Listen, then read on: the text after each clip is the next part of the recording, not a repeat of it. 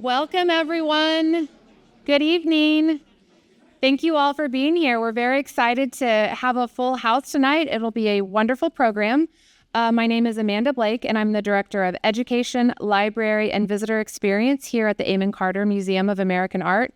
Thank you so much for joining us this evening for the talk on conservation inspired by the exhibition Georgia O'Keeffe and the Carter.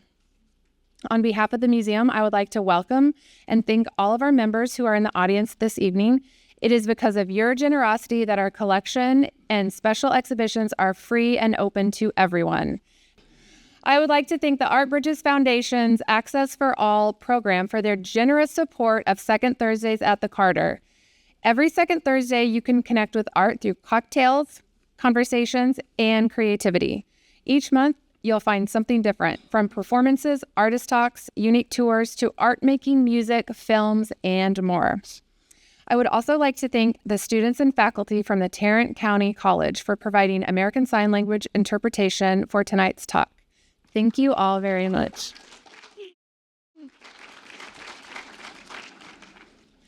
And tonight I have the pleasure of introducing our speaker.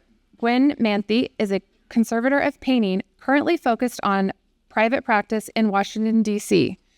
A professional associate of the American Institute for Conservation, she can be found via Manthey Fine Art Conservation, LLC.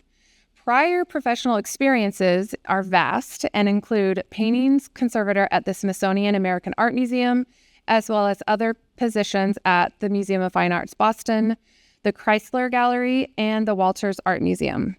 Focusing on intensive and practical structural and aesthetic treatments, Manthey was one of only 2 American conservators invited to attend the Getty-funded Conserving Canvas treatment of canvas painting supports. Current practices, co-hosted by the Royal Danish Academy. Immediately following her presentation, we will transition to Q&A with all of you. We'll have a microphone that will allow your questions to be recorded so that they can make it onto our YouTube presentation that we'll have of this talk post-event. Thank you all for being here, and join me in welcoming Gwen. Yeah.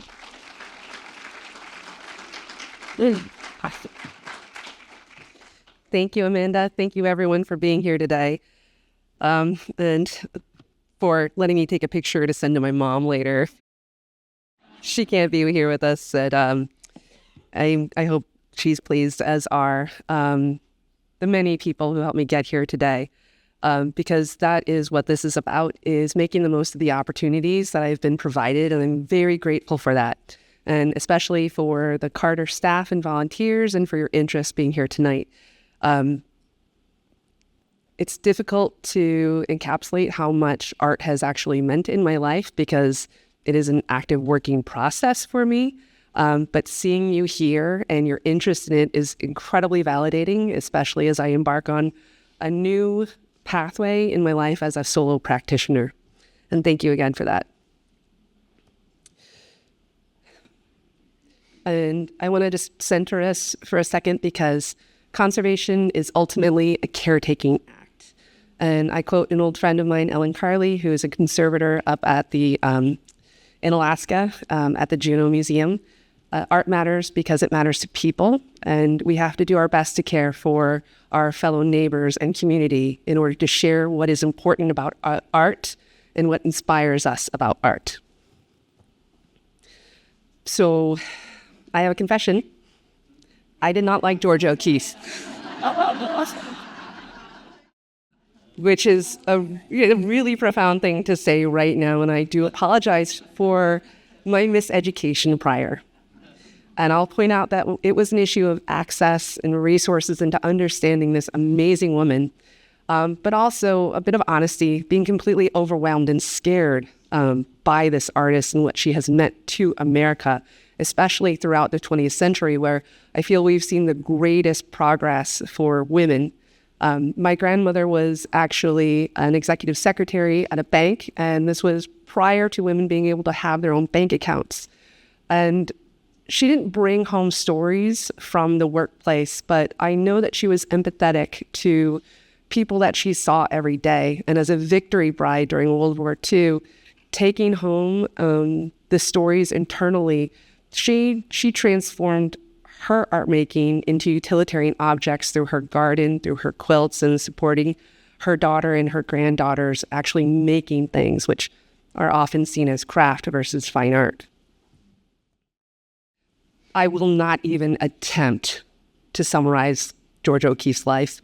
That I entrust to greater scholars like Shirley. I'm incredibly impressed with the depth of research within this own collection for their archives, materials, and photographs, highlighting the focus on that collection. And Shirley did mention that, unfortunately, the letters between Ruth Carter Stevenson and Georgia O'Keeffe have been lost, but you see the evidence of that working relationship through the exhibition photographs and the memories between those two individuals. And of course, I have incredible dumb luck to work with very smart people. Two of them are Virginia Mecklenburg and Eleanor Jones Harvey, who I began working with at the American Art Museum. And this was the first Georgia O'Keeffe I really started to look at. And I was nearly 40, so I came late to the game. The strength of the academic research and resources at the Smithsonian is a tremendous draw for fellows wishing to pursue a career in art history and in cultural management. Those fellows, and they have a similar program here at the Carter that I do want to point out.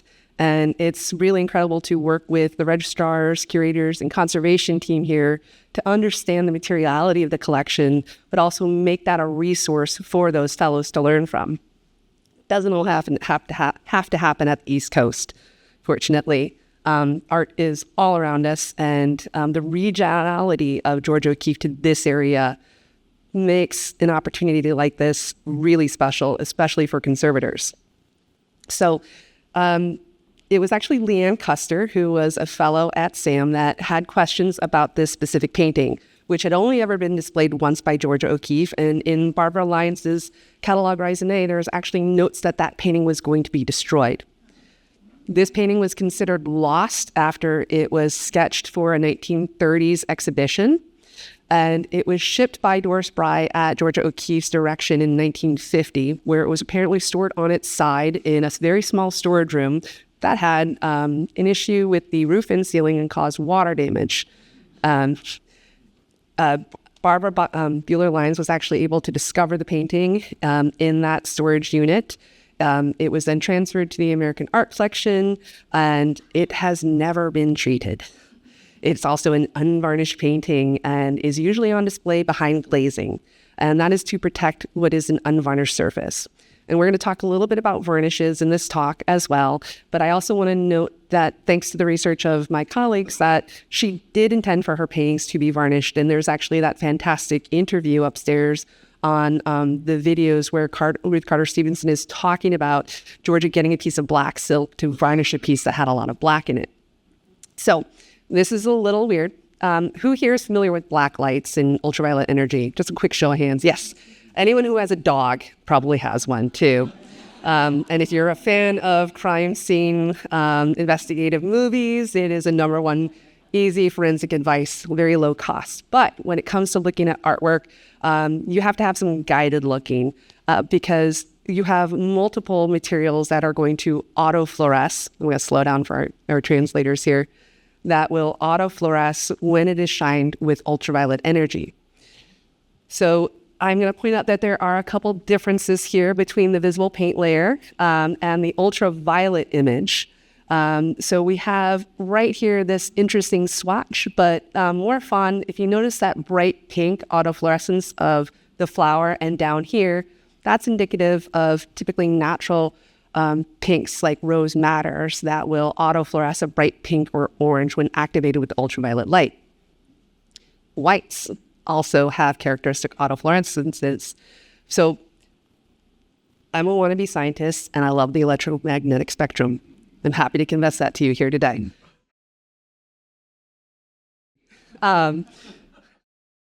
So the human eye is capable of only seeing a very narrow range of the EM spectrum, between 400 nanometers to 760.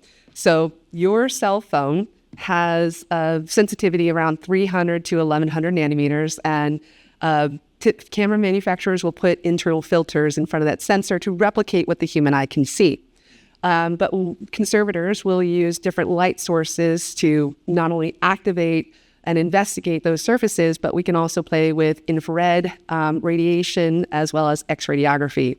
There's some fancier materials that can be used for, things like Leonardo da Vinci paintings, but a typical painting isn't going to get that full gamut during typical examinations and investigations.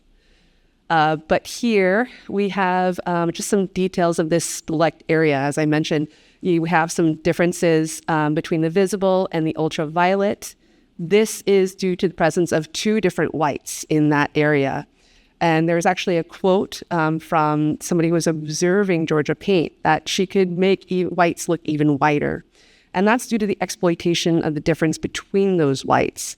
At the time she was painting, lead white was the #1 artist pigment. Titanium had been introduced, and zinc white was actually a paint that was typically used in watercolors, but was introduced into grounds, especially the prepared grounds of the commercially primed canvases that Georgia was acquiring. There's a fantastic catalog from the Museo Thyssen-Bornemisza in the museum's library right now, with 2 technical articles inside by Dale Cronkite and the conservators at that museo, where they've studied the exact pigments and layering structures of grounds and varnishes. So if you are interested in conservation in the buildup, I do recommend those books. But we're going to go take a look at that quick detail too and address Leanne's question about infrared. And we did this in the galleries just the other day. Infrared is a lot of fun. So instead of activating what's on the surface of the painting using ultraviolet, those being resins and media and pigments, infrared is actually possible to penetrate through paint layers and show where the artist has actually prepared an underdrawing or made changes to that composition when that medium is absorptive of infrared energy. Typically, those are your blacks, things that have been burnt, lamp black, ivory black, Mars black. There are some pigments also that are absorptive in infrared, like browns and some Prussian blue and copper-based greens. Other very highly infrared reflective pigments, like cadmiums and lead whites, are not transparent with reflected infrared, but you can put the light behind the object actually here, and the sensor will pick it up. I don't understand the physics of it, but I am interested and I need to learn more. I do want to point out that not all underdrawing will be visible, especially when the artist is actually painted over that area. Thanks to the scholarship of Dale and Barbara, that we know a fair amount of sketching happened in her paintings. She was a very detailed, accurate, and careful artist. And here we have a detail of the normal light and the infrared, and you can see just between those passages that bit of pencil or graphite or charcoal peeking out, and here it is in the infrared passing through the red where it's not quite as visible. Well, this is just one detail of a different object. Less around the rose, but again, we might not be able to see through that white paint. But if a transmitted infrared image were able to be captured, and that was not possible at this time, it might be possible to see that underdrawing. And there is a sketch for this painting, and the only change that we see from the painting and the sketch is where that white area was repainted. I had the good pleasure of actually walking through the Rothko paper exhibit at the National Gallery of Art with Eleanor Jones Harvey, and we ran into Barbara Buehler at that point, and I asked questions about this painting specifically. She was very kind to confirm a number of details with me, but then later made herself accessible for the painting of Red Cannas, as was Dale Cronkite, who I had reached out to about 2 other projects regarding Georgia O'Keeffe. Again, just 2 more references here, which were of incredible value to the treatment of this painting. And there are many more. I'm going to give a quick shout out to Ann Daly. Where are you? Are you here? No. Great. Fantastic. She mentioned that she is also working on researching her materials. And I hope to quote you, Ann, to study Georgia is a work of a lifetime. I believe you said that. Thank you. Because it is a very true quote. Barbara, she mentioned that over half of Georgia O'Keeffe's materials were actually in her studio upon her death, and that formed the core of the catalog raisonné. So again, why do I deserve to treat this? And again, incredible dumb luck. I am a fan of the Houston Astros. I don't know if that's okay to say here in Dallas-Fort Worth, but I lived in Houston for 10 years when Craig Biggio was playing. And I was a big fan of what he was doing with the Sunshine Kids. So being taught how to cross-stitch while my grandma was quilting and listening to what she said to those pitchers taught me how to play the game as well as observe it. And when I was in Houston, I also had the great luck of my first conservation internships, which were split with Jill Witten and Rob Proctor at their private practice in Houston, and with Andrea Guidi-Dabagno at the Museum of Fine Arts Houston, who has since retired. I point out Jill and Rob here because they were the first conservation couple that I had known.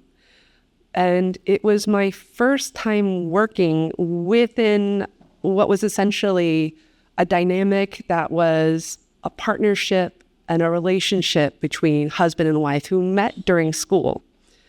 And it was always interesting just to listen to their conversations about conservation treatment methodologies, services, varnishes, paint films, and then ask, not play mom and dad off of each other necessarily, but be able to speak to each one individually about the strengths and what they felt strongly about as a cultural heritage professional, independent of feeling censored or, needing to please the other person, because conservation is an incredibly subjective field. We conservators come to that object with the whole experience that we have obtained, usually through those people that have taught us. And we balance that against research and conversations with our contemporaries and recognize the limits of our own abilities. And if we can't do it, it's best to leave something to be done for the conservators after us. Another conservator who's at fault for me being here today is my mentor, Mark Lewis, who was my supervisor at the Chrysler Museum of Art and was one of the first people to really encourage me to start taking on private practice. He was aware that Jill and Rob had exposed me to the reality that private practice conservation is not second to a museum conservation lab. It's all the same materials. Sometimes it is a deeper, more intensive treatment than a conservator is able to take on at that time due to their other responsibilities within a museum. But the fun part is that you get some real conservation challenges in the private practice. I've dealt with things that have been glued with Elmer's glue onto masonite and plywood, things that have been burnt, varnished, and then stuck to glass. Such an array of objects that typically get treated before they enter a museum, or a museum is a little hesitant to take on something in such a compromised position, in a compromised condition. And Mark also, at the time I was his intern, that museum was undergoing a massive renovation, and we were able to do a complete survey of the entire paintings collection. And I got to do some of the most fantastic treatments I had never imagined. There was a Hans Holbein the Elder that had languished in storage for decades due to discolored varnishes. I got to work on samurai armor and make a new mount and use magnets to hold the metal plate arms into place. There were Japanese silk kimono rugs and Persian ceramics, and all of this strengthened not only my material understanding, but that vocabulary of adhesives and approaches to think about things like saturation when it comes especially to varnishes.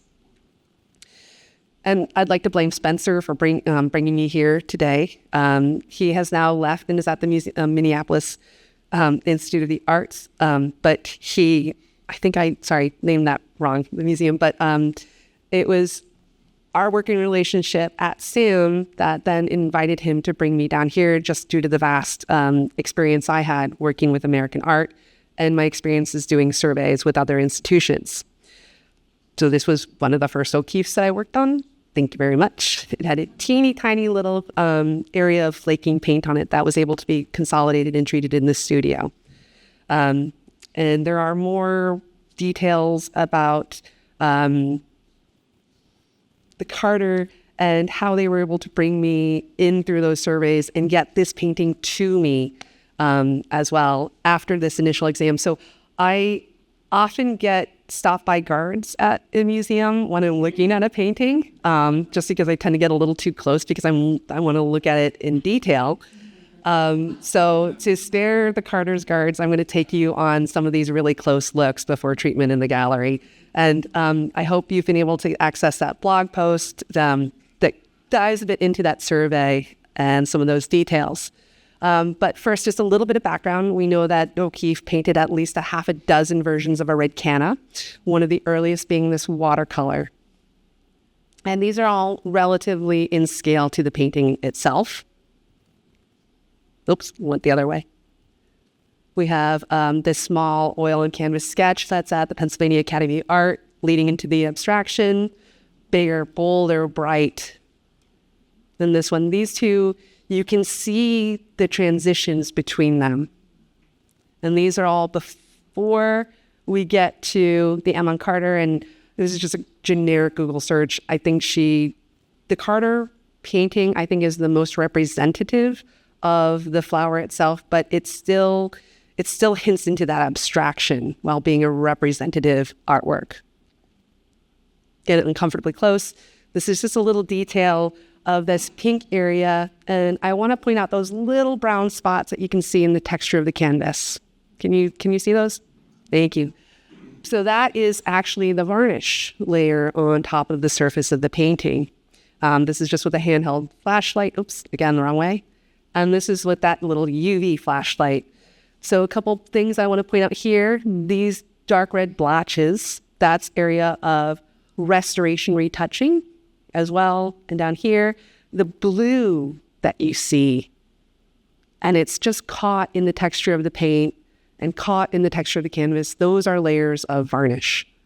Varnish and possibly wax, actually. Caroline Keck, I brought her book too. She actually talks about waxing canvases. Not everything that she promoted during her training would have been appropriate for this type of artwork. But it is possible that some of those proposed treatment steps occurred. A little bit of discoloration, the yellowness occurring there in the retouching. And again, over here to this side, we have some rich impasto and varnish caught in that area. And I was really scared when I saw this painting in the gallery. Reds are notoriously solvent sensitive. That's due to the need of a high quantity of oil to properly bind this pigment. And there are some media that never dry fully, just due to the chemical changes that occur within the media itself. But Dale had also informed me that at this point, Georgia was actually adding things like Venetian turpentine and resins into her paint layers to increase the saturation and shine, because she's at this point playing with both matte and glossy qualities to her paint layer. There's a fantastic article, the Crimes Against Succubus, that is referenced by Jean Volkmer, who you will soon be introduced to, because whether or not to varnish a painting was of serious debate when this painting might have actually been treated. Here's that detail on UV, and again, you see just quite a buildup of this blue-white material here and the retouching. Comparing those, this beautiful little curve. Deeper in. So I have a couple questions whenever I look at a painting with UV without knowing if there has been past treatment.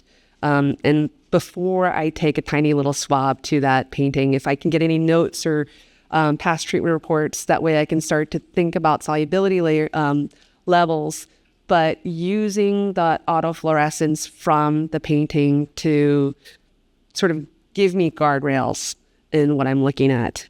It's also at this point that I had started to understand a lot more published research onto what age had done to Georgia O'Keeffe's materials and the work that Dale had done to reduce vibration-induced damages. So the biggest question was, why is it so flat and shiny?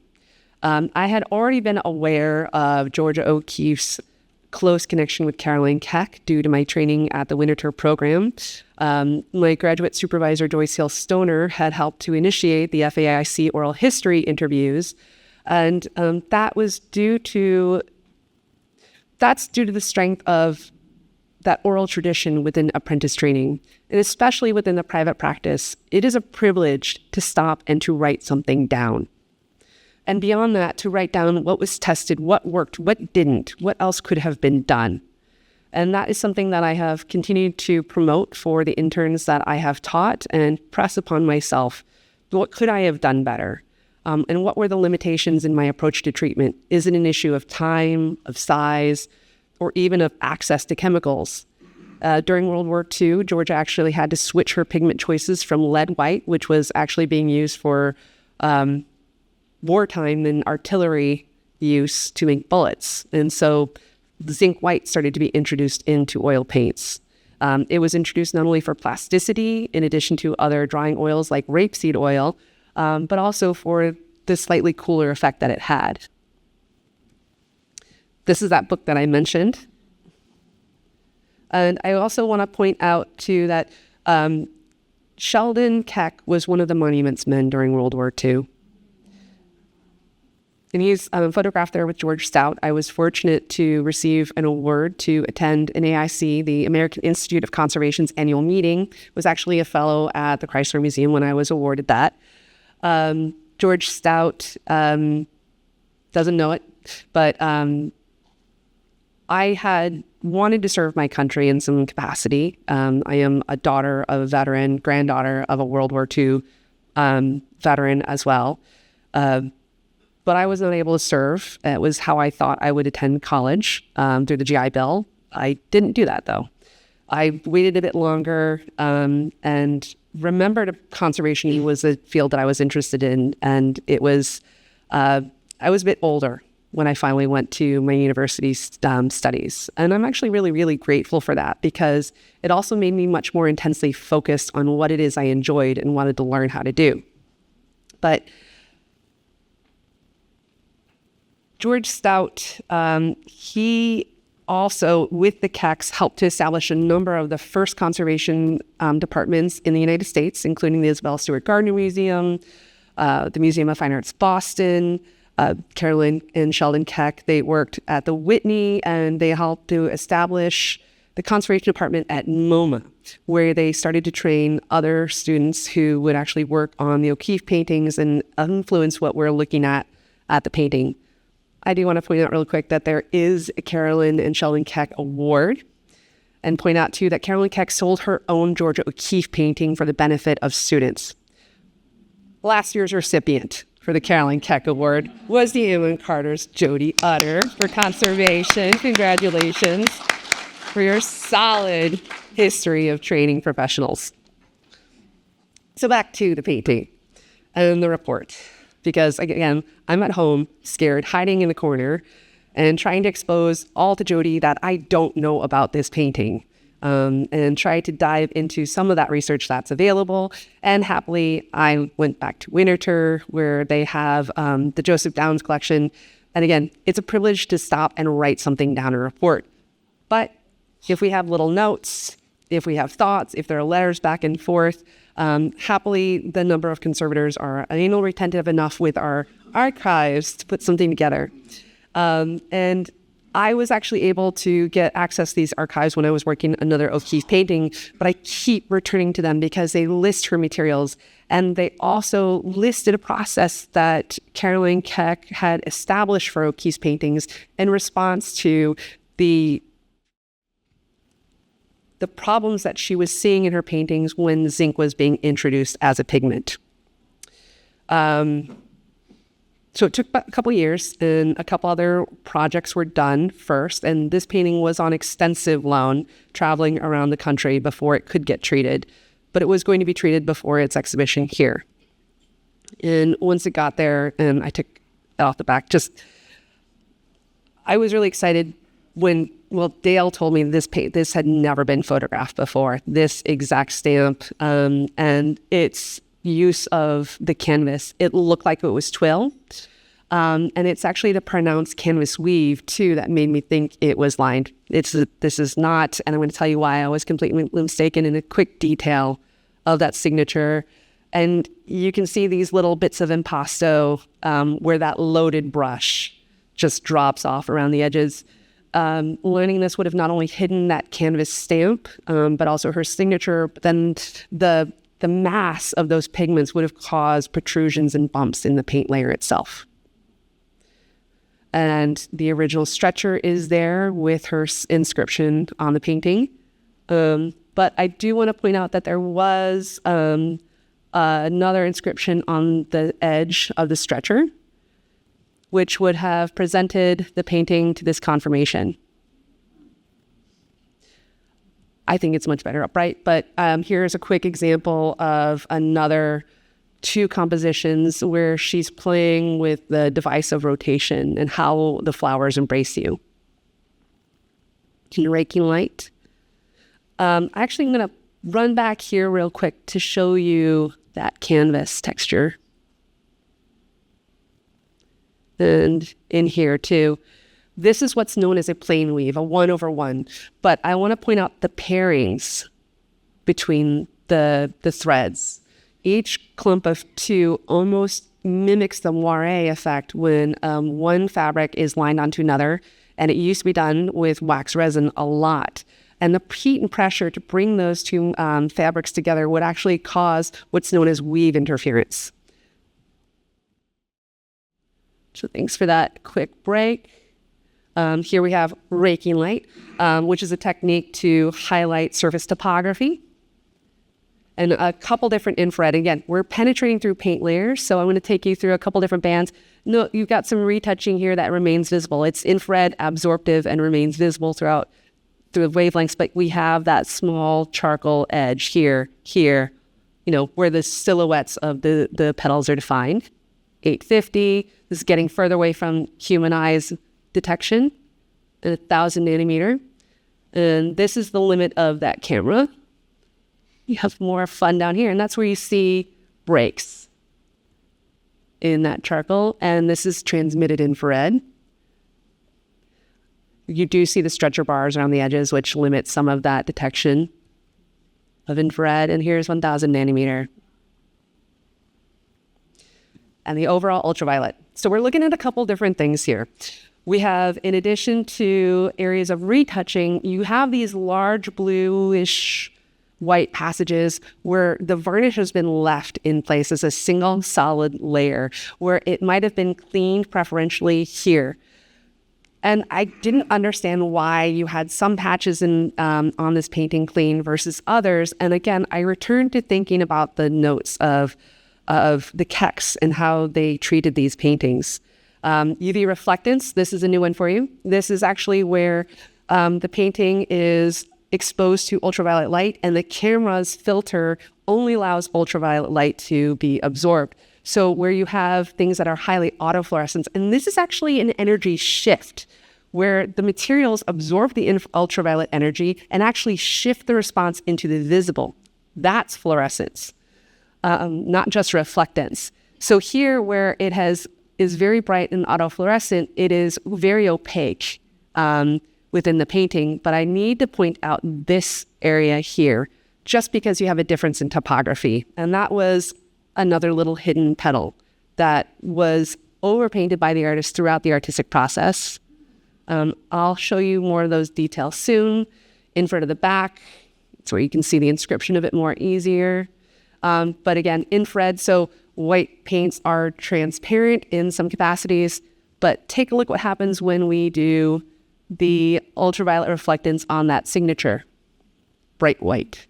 And that's due to its presence of being lead white, as opposed to the white pigment that was just barely visible in between the texture of the canvas was actually a different pigment, zinc white.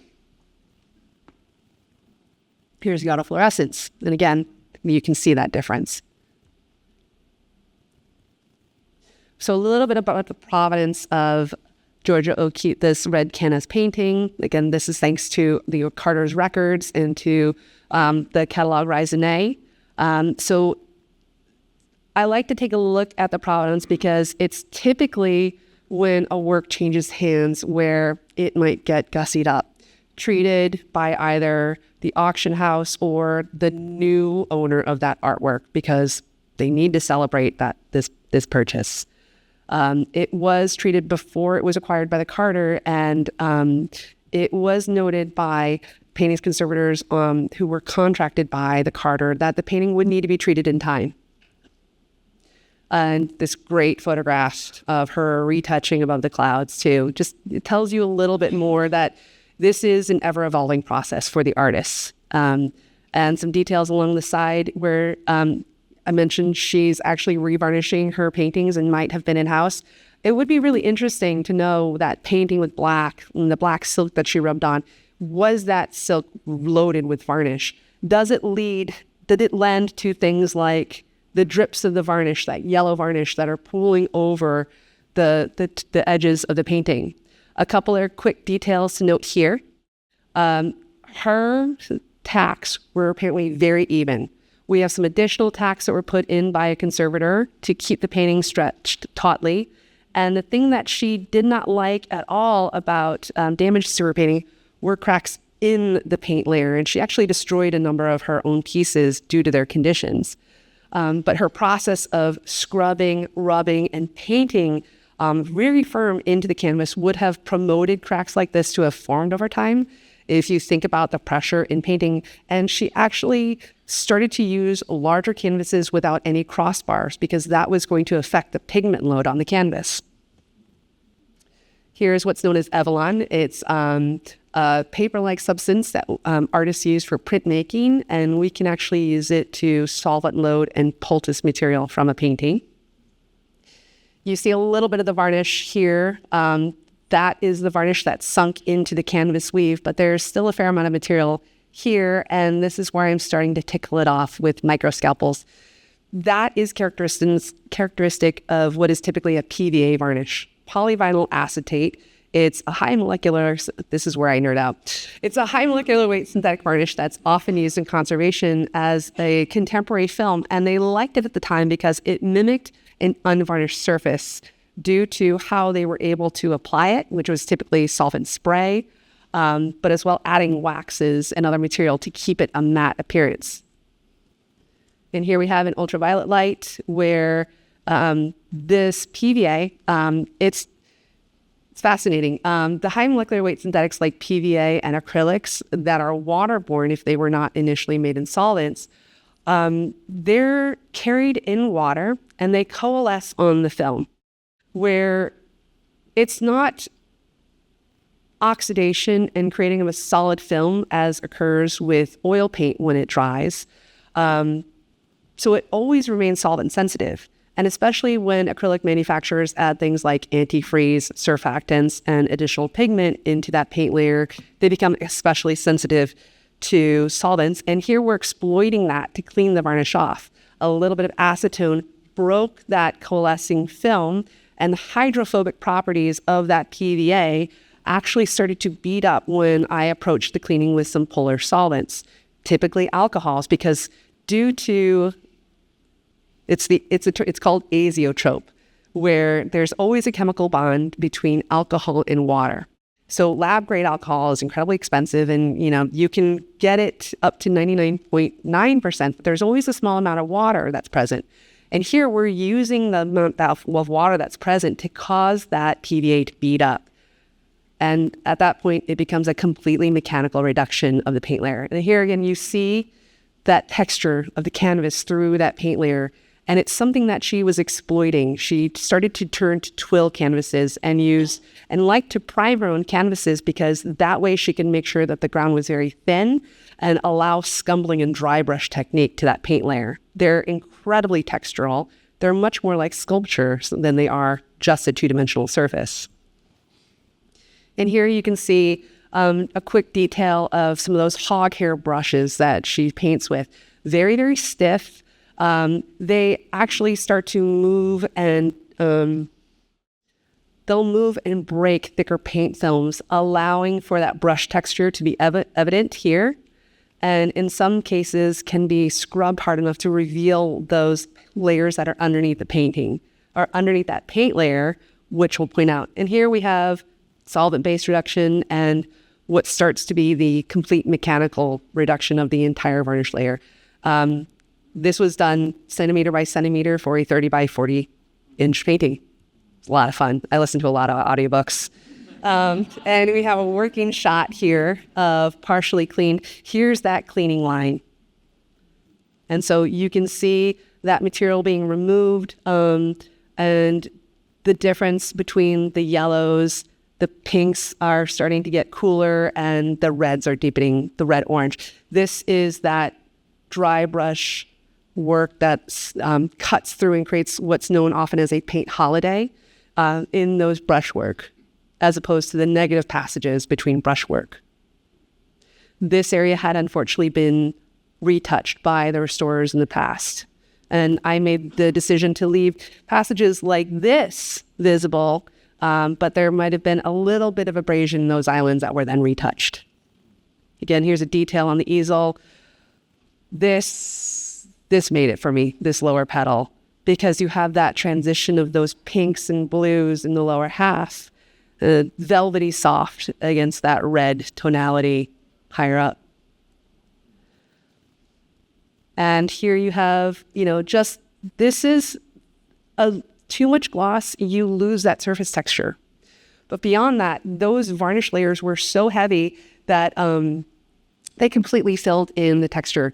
If you think about a trampoline and the paint layer on the trampoline being the canvas, and you start to load up that trampoline, this is at a macro scale, and thanks for indulging me with this daydream, start to load up that that trampoline with bricks, those represent the heavy metal pigments, and panes of glass, which will represent that oil binder around it. If you drop a bowling ball on top of that entire assembly, that represents the breaking of what becomes a brittle film of paint layer. Lay on top of that high molecular weight resin to seal in the paint layer, hide the cracks. You start to occlude the texture, but it also starts to continue to press down, and you see the weight and gravity of all that material on the trampoline. And that is what made this painting look flat. Here we have a detail of the dirty painting, cleaned, and a layer that's just been resaturated with a little bit of solvent to mimic the appearance of what the painting would look like varnished. And that is when I started to go back and think about who could have treated this object. And Dale let me know that there was Jean Volkmer, who had been trained by Sheldon Keck at MoMA. She helped to establish that conservation department after they had a fire in the 1950s. That department was also established with the co-head of conservation, Tosca Zagni, who is on the right. And I want to, Mary McGinn, who is another one of my graduate supervisors, was the one to help, to teach me about varnish layers, thinking about those layer structures, and help to develop this vocabulary that I'm sharing with you today. And think about what we're going to go back with to help saturate this painting after it's cleaned. I have a lot of details that I shared with you. And do take a moment to find the videos and the work that Dale has been doing on the zinc soaps, because I mentioned that zinc soap and metal formation. That was occurring when Georgia was actually aware that her painting started to develop these small little pustules. And that's due to the metal ions actually forming acetates and aggregating together within the paint layer to form what's known as art acne. It was all over the news in 2019, I think, and they have some great videos, including this one, to visualize it. But to arrest the formation of those soaks to prevent cracking and pinholes in her paint layer, the Kecks started to soak the paintings in xylene, which is a very carcinogenic chemical, and it's not a process that's used today, although the solvent is regularly used. I use it a lot for removing high molecular weight resins because you're able to unpack surfaces, especially when there are different types of varnish present. Just a shout out to Dale and the work he did there. And MoMA has their own archives and oral history program where they interviewed Jean Volkmer And she has some great stories. She was actually the conservator to treat Picasso's Guernica after it was graffitied in the galleries. A couple details on Jean. As I understand it, she often worked privately within the lab, but when she was offered an administrator and managerial role, she took it, and a lot of the treatments that she was doing was actually entrusted to Tosca, who helped to train and supervise the other paintings conservators that were working at the time. And it was their familiarity with the Keck process, the preventive care that could be provided by lining a painting using wax resin onto a solid support and to other materials that would protect an artwork in case of catastrophe like a fire or a flood. A lot of this work would then be entrusted to Tosca through Jean's explicit instruction and permission, essentially. It turns out, and this is me reading the facts afterwards, that their partnership exceeded just the professional setting as well. They both retired together to Connecticut and cared for each other. Tosca seems to have been an incredibly humble woman, and I'm really grateful to Ani Avram for sharing her memories of Tosca and all she taught her, because it helped to inform and to validate what I was looking at the canvas. Had that painting been soaked in xylene, it would have affected the aggregation of the varnish that we were seeing. And to compare, she shared some notes on another painting that was made at the same time, Abstraction Blue. And when you think about red cannas and the composition, just how vibrantly different. This is behind glazing, which was something that Georgia O'Keeffe also promoted for her artworks too, especially when they were not meant to be varnished. She promoted varnishing of her works for that protective measure, including lining them. And the painting is online and in fantastic condition. We have some of the original scraping marks where she actually started to scrape with a palette knife to thin that paint layer and show off that canvas texture. And within this black section, so this is why guards are always tailing me, because I'm up there shadow boxing with a painting, looking to see what the reflection is like off of that texture. And here, I was not allowed to clean the glazing. But here in that black area, you can see the scrubbing of her brush. And we're going to see brushwork like that in red cannas after treatment. And John Braley, who I heard his name a lot when I was in grad school.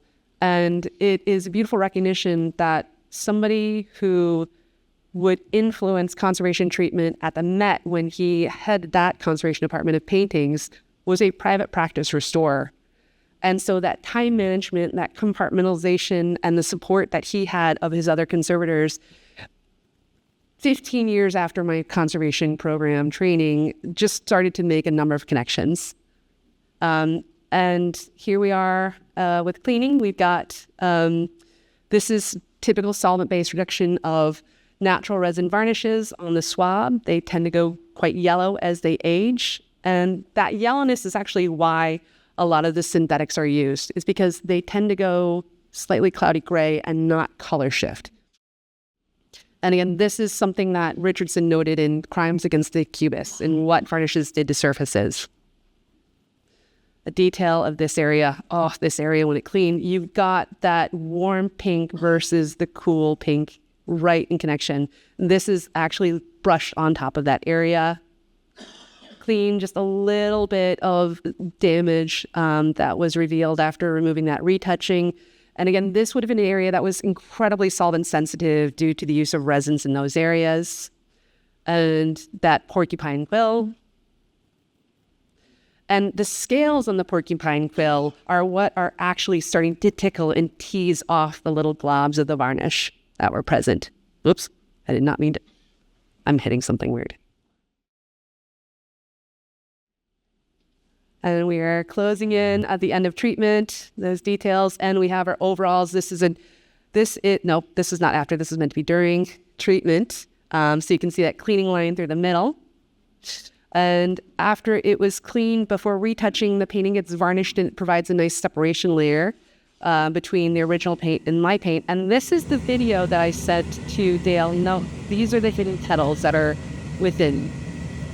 So I mentioned it's like a sculpture to walk around, and the varnish actually will highlight the texture in specular light as you're walking around that painting. So I wanted to recreate the experience of looking at this varnish to approve, while I the painting were in PC, it is the same thing.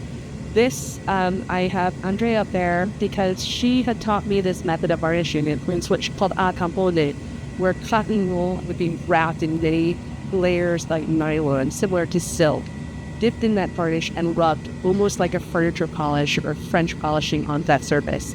A very, very light approach to it, where you can selectively thin varnish some specific areas versus others. And we had the surface that was already a little glossy in some areas due to the use of oak resin, so I wanted to be responsive to that surface. Clean and varnish just prior to retouching, and the conservation paints. We have Spencer there, and here we are after treatment. A raking light. And this really highlights what those varnish layers did to the surface to occlude the texture.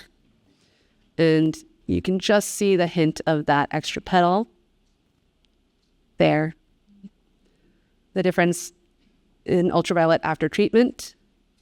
And little residues, this is a varnish reduction. It is impossible almost to get a full removal of varnish simply due to solvent sensitivity and possible abrasion to this painting. And here we are in ultraviolet reflectance before and after treatment. And again, you can see that heavier absorption in that area.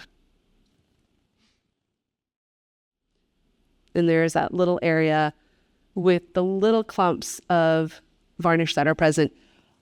The off-gassing of xylenes takes a very, very long time. And it's my thinking that had the painting been varnished, it might been soaked in xylene, it might have been varnished before all of that xylene had time to off-gas, which would have caused the varnish to coalesce and create little clumps on the surface, and may have also prompted a partial removal of what had been applied, and then another layer of varnish on top, and then retouching. I point this out because many conservators, when we're looking at something, we might slip on like, oh, this looks terrible. But again, we're looking at the treatment after it has started to age and deteriorate and change. That's why a conservator has been called to look at it. We're not seeing what that artwork looked like after they treated it. So a reminder that entropy is real, and we need to recognize that everyone is doing the best that they can to care for artwork and each other.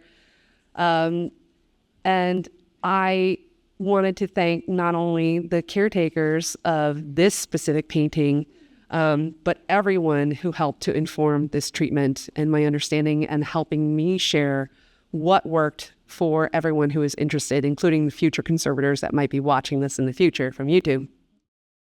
Not everyone here is listed. And I also want to thank, I forgot to mention Amy, Judy, and Barbara. Thanks for writing my professional association for AIC. It's talks like this too, thanks to the member working group for making presentations part of a facet of keeping our professional association status. It pushes us to continue to do more for ourselves and for our community. And thank you.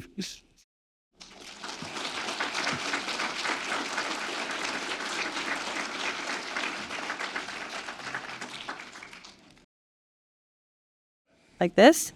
Thank you. Thank you very much. I'm obviously not a singer. Is there anyone who has a question? We will get you on the mic. Oh, great. Here. This is the secret of Okay. I'll use my singing voice. Some items, some historical items of value, like cars or furniture, watches, architecture, when they are restored, sometimes they are chosen, the choice is made to restore them to a certain point in time, a certain event. For fine art conservation, is that choice ever made, or what is the actual goal of the restoration? That is a fantastic question. The goal of restoration is a negotiable And that typically is between the stakeholders who care for that artwork. Are we using this as an item of historical value and what has happened to that item, such as Abraham Lincoln's bloody shirt, for instance? That's not necessarily going to be cleaned. But when it comes to finer, when an object is made to be enjoyed as an object of beauty, returning it to a state of beauty is the goal. But if the artwork might have been retouched by the artist after a specific image, it might preserve that element of the artist's own reworking. And that comes down to the individual understanding of the artwork and the negotiations with the stakeholders to care for it. How are they using that object, if not just a fine art object? Was it something that was a tool, like a clock or a car, that must show how it worked at the time? Or will it just represent the technology at the time, but be a static item? That comes down to an innate understanding of the work. But I want to point out, too, that painting's conservation often is mistaken to move an artwork back to fresh off the easel, as if the artist just made it. That's restoration. Put it quite crudely, we're conserving every element of that artwork's lifetime. Did a damage happen to it? Did it get reworked? And be sensitive to how we're going to be serving that artwork and using that artwork in the future. I hope that answered your question. Great.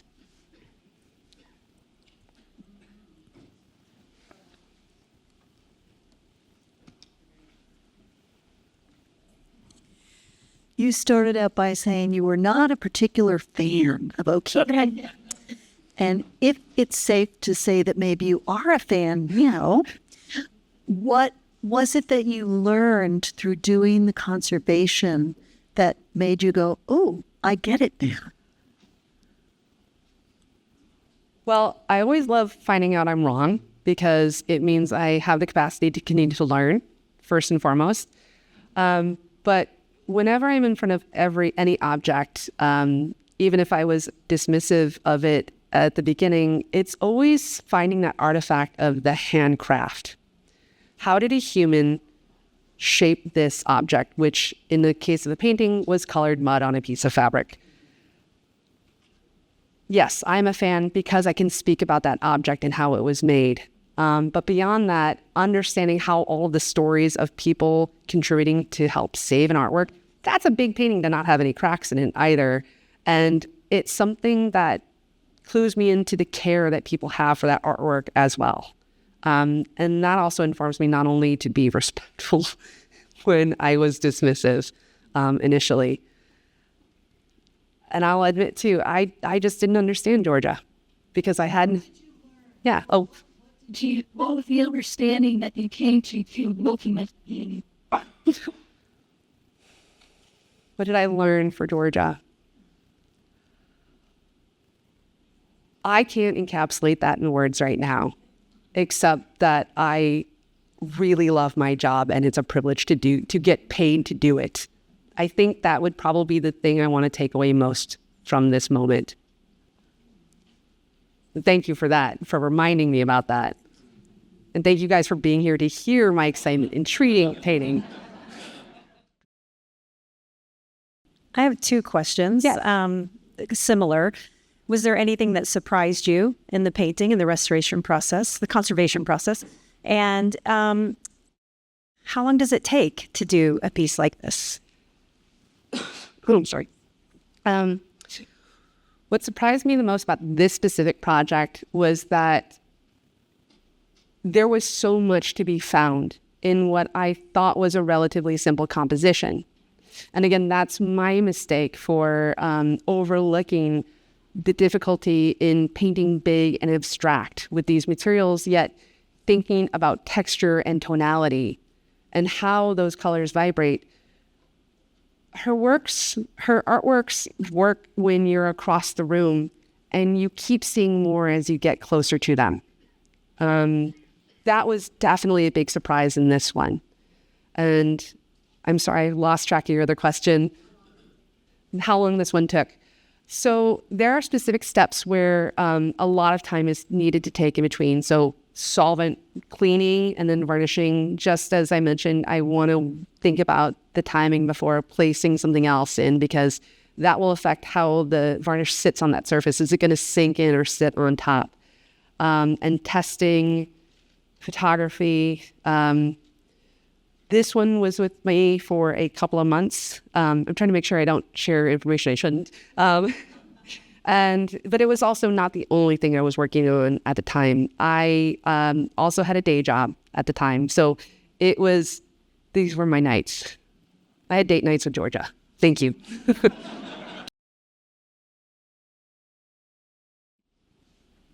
Hand the mic. You were saying how what the work you do is so subjective, and it sounds like there's a lot of people involved in this and have been over a period of time. Is there a protocol or a system that is already in place for you to refer to and that everybody uses? And is it legally binding, and is the government involved in that? Okay, that's a loaded question for a former government employee. There is no certification within the United States to become a professional conservator, but that's where the American Institute of Conservation steps in to support its members. It recognizes that there is not a state or federal mandate like there might be for someone who is a caretaker of humans or estheticians or massage therapists. These are non-human objects. But what stands as a de facto certification is that professional member designation, which is only provided upon peer support. So as I mentioned, Judy, Amy, and Barbara, they actually wrote letters to sponsor me to become a professional associate. And it's at that point where you are listed in the AIC's Find a Conservator tool to allow owners and collectors to find a conservator to help serve their collection. Thankfully, strong networking and participation at annual meetings, publications, and mentorship help promote the strengths of individual conservators and what kinds of materials they're familiar with. There are European countries that do have state certification, but they tend to also have the training programs. I believe Italy is one of the countries too, where a conservator will be placed where the state desires them to be versus by a personal need. And that's capitalism. I have a response to your question as Thank well. I'm the head of conservation here, and because the Cannas belongs to us, we chose Gwen as a conservator, and then gave her permission with the curator and myself to talk to specific people who were who had a lot of experience with O'Keeffe. And Dale Cronkite is one that was mentioned earlier, as well as the knowledge of Barbara Lyons. So we really encouraged and gave permission to Gwen to speak to the other experts in the field to approach this, because it was a very difficult treatment. And Gwen is very humble about how difficult this treatment was. It was very tricky. And just going to look at that painting now, she released it from just the sort of, I don't even know how to say it, but the texture, it's a different painting. And one I think is great. So anyway, I'm sorry I've talked enough. Is there enough question? What was the cost of this project, and what's and what is that painting currently worth? I can't speak to that. That's the Carter's responsibility. But yeah. Figured that might be a question to follow it. Yeah. Well, we usually don't disclose that. We consider that confidential. But it was well worth it. So we're very happy. Is it? Thank you. Thank you, everyone, for being here. Sorry. Possibly this works off of his question as well. There is an opportunity to harm an object during some of these processes. And is there such a thing as malpractice insurance, like a physician would have? There is. but I hope to not have to get it. So I haven't investigated it yet. A healthy sense of fear is always useful because it continues to promote your understanding of the delicacy of these materials, but also the fact that every time an artwork is treated by a conservator, especially when you're solvent cleaning a painting, you're taking something away because there are additional fatty acids that in that paint layer that can actually be absorbed and pulled away that starts to make that paint layer slightly more brittle. Every time you move an artwork, you increase the possibility of it being dropped, torn, damaged, or in shipping that a car accident could happen, which is why loans are very carefully negotiated and thought about. Conservation is not just the aesthetic treatment, but it's also risk assessment. And that's where I go at it with micro scalpels and not a machete.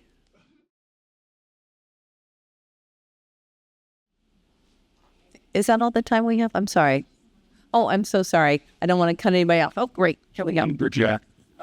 It's been a recording. Oh, okay. Thank you. Thank you. You mentioned clocks, and that's me. I'm a clock restorer. But I was taught that we always want to make things or restore things or conserve things so that it's reversible. Indeed. Right. And we have new technologies with paints and varnishes and these kind of things. So how do you deal with what's out? Because you probably have choices in what to do. So how do you surmise what needs to be done and that would be reversible in the future for this painting? Thank you for bringing up the reversibility. I also mentioned, that varnish reduction versus varnish removal. When I'm teaching, I think more about retreatability when it comes to artworks and paintings because they tend to have a life cycle. That retouching varnishes typically within 4 to 5 decades. A natural resin varnish will start to discolor and turn yellow in a slightly longer time. It's accelerated in poor environments and exposure to UV light. So thinking about, the carter's environment, how they're using that painting, the sensitivity of that paint layer, that not only informs the materials I'm using from a chemical standpoint, because I want to use solvents that don't affect that painting when that varnish needs to be removed. And of course, all of that's detailed in the report, as well as all of the things that not all the things I didn't choose, but maybe the things I tested and did not pursue. Like I did not use B67, for instance, because now we find out that material cross-links and often needs xylenes to remove it, for instance. So yes, retreatability / reversibility is key because when I do a good job, you don't know I'm there. But I am not going to be confused with any ego that my work is going to be the only thing that's being left on that. It will get treated again at some point in the future. And I hope that those future conservators, that they can expand on what I did with this artwork and come to it with the same sensitivity that I was trying to come to with that artwork. And ideally, less is more, because that's how the field has shifted to. Any more questions? Great. In the back here. You guys have great questions. Thank you. Because it's not just, educating all of the things I forgot to tell you. It's like key, too, and all the things I'm learning. I was just wondering, do you ever do conservation work on painting that the artist is still alive? And then do you consult with the artist as you're doing the painting? Yes. And that again comes down to why did they call me? What's bothering them? Because it's usually after something happens that a conservator is called. And in the case of a living artist, it might be that a large calamity happened. I think about the floods that happened in Asheville, Hurricane Katrina, Harvey. I was deployed to Fort Myers as well with FEMA. Usually they're looking for wide-scale triage and remediation. But when and that's, something has happened to that artwork. If the artwork has been lost, it is an opportunity for that artist to get a new commission possibly. But a conservator is, I have been contacted by artists and I have been asked about materials, but I'm always hesitant to say this is better than that because it depends on how they're using that material. I want to help promote creativity, but if they have a question of longevity versus how the materials react together, then I'm going to start to provide some input. But I find modern art hard, and so I like to work on old stuff. But again, that was because of my own miseducation. I didn't grow up in a city where I had access to museums and a lot of modern art and working artists. I'm still educating my eye with everything that I looked at in art history books. Anyone else? Okay, well, thank you very much. We really appreciate it. Thank you.